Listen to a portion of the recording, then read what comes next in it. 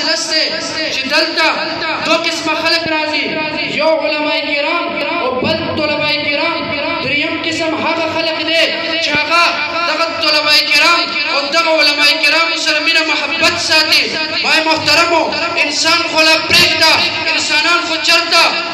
انسانان په دنیا کې هر مجالسو ته ځي وای د الله تعالی داسې یو مخلوق چې هغه نوراني مخلوق دی الله تعالی داسې یو مخلوق الله تعالی داسې مخلوق پیدا کړی دی چې هغې د اسمانونو زینت دی داسې یو مخلوق چې موږ ته په نظر نه راځي داسې یو مخلوق چې بهترین مخلوق دی د ګناه نه پاک د خطا نه پاک هغه مخلوق هم په دغه محفل کې شرکت کوي هغې ته فرشتې ویلی شي سبحان الله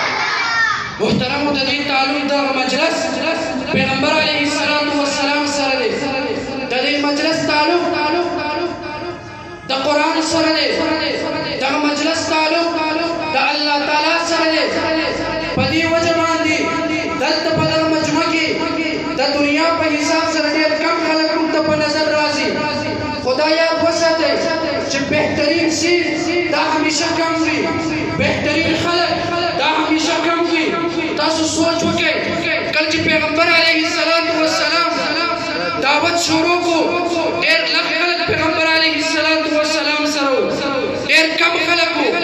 دا هغه خلک وو چې هغې زړه کې ایمان و هغې زړه کې مینه د مصطفی و هغې په زړه کې مینه د الله و نن هغه خلک نشته نن پیغمبر علیه السلام هم نشته لیکن یاد ولرئ